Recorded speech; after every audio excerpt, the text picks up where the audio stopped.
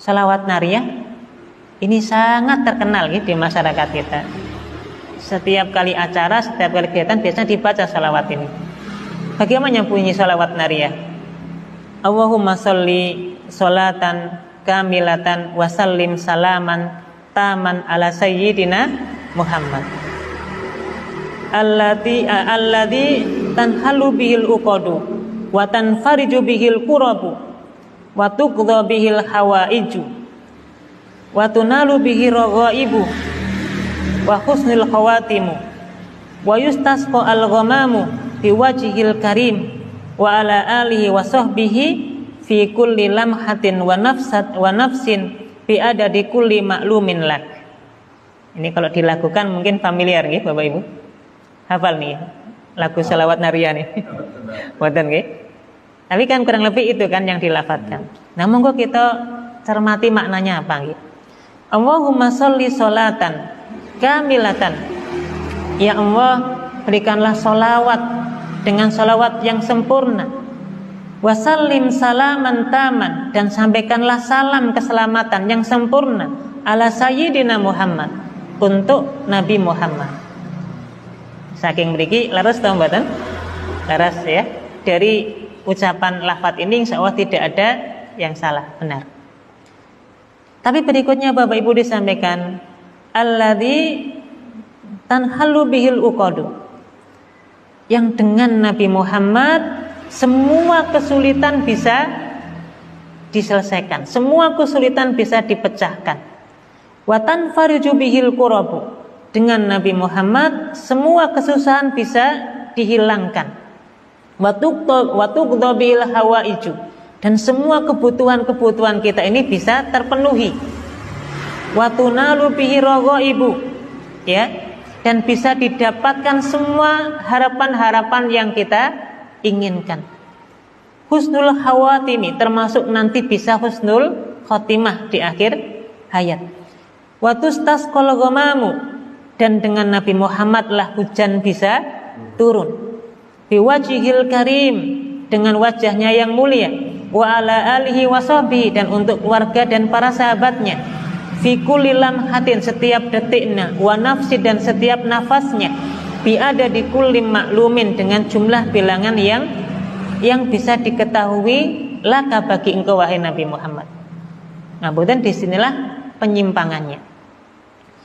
Kalau kita cermati urutan niki nggih Bapak Ibu, berarti ya Allah berikanlah salawat kepada Nabi Muhammad, berikanlah salam yang sempurna untuk Nabi Muhammad. Kemudian apa? Nabi Muhammad ini disifati Nabi Muhammad lah yang bisa menghilangkan semua kesusahan-kesusahan. Nabi Muhammad lah yang bisa menghilangkan semua kesulitan-kesulitan hidup. Nabi Muhammad lah yang bisa memenuhi semua kebutuhan hidup kita sebagai manusia. Nabi Muhammad lah yang bisa menjadikan kita mendapatkan semua harapan-harapan yang kita pernah mohonkan. Termasuk Nabi Muhammad lah yang memberikan husnul khotimah bagi seseorang. Nabi Muhammad lah yustasqa al-ghamam, Nabi Muhammad yang bisa menurunkan hujan. Ya. Maka Bapak Ibu, kira-kira lafaz ini benar atau tidak?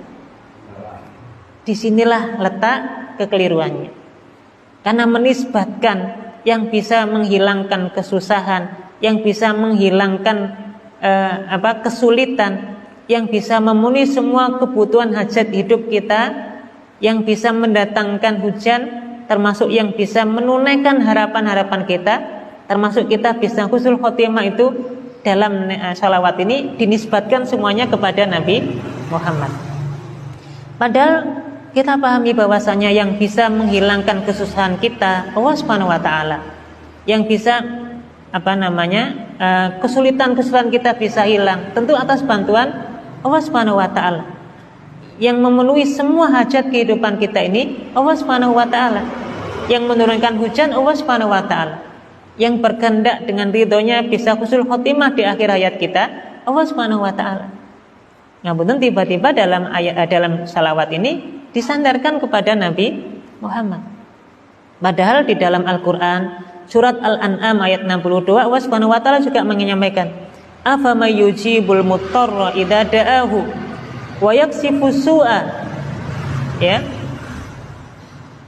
Dan siapakah yang bisa memenuhi doa orang-orang yang membutuhkan, kemudian yang bisa menutupi semua kejelekan seorang hamba. Kemudian Allah menyampaikan dalam ayat ini, Ailahum ma'allah, apakah ada Tuhan selain Allah Subhanahu wa taala? Maknanya Allah Subhanahu wa taala membantah dahulu orang-orang kafir, orang-orang musyrik itu yang mereka menganggap bahwasanya ada Tuhan selain Allah yang bisa memberikan, mengabulkan doa. Ada orang yang ada selain Allah Subhanahu wa taala yang bisa menghilangkan semua kejelekan dan kesulitan-kesulitan tadi. Ailahum ma'allah, apakah ada Tuhan selain Allah? Ini menandakan bahwasanya yang melakukan itu semuanya adalah Allah Subhanahu wa taala. Untuk itu dalam ayat ini jelas ya bahwasanya yang memberikan kemudahan Allah Subhanahu wa taala, yang mengabulkan hajat hidup kita ini Allah Subhanahu wa taala. Tidak boleh kemudian dinisbatkan sampai kepada Nabi Muhammad sekalipun. Untuk itu Bapak Ibu, salawat itu insya Allah ibadah yang luar biasa besar pahalanya. Cukuplah kita bersalawat dengan lafaz-lafaz yang Nabi ajarkan. Insya Allah cukup ya. Apalagi tadi dapat syafaatnya ya, termasuk pembuka pintu doa kita dan seterusnya. Ini tentu kalau dilakukan dengan salawat yang benar.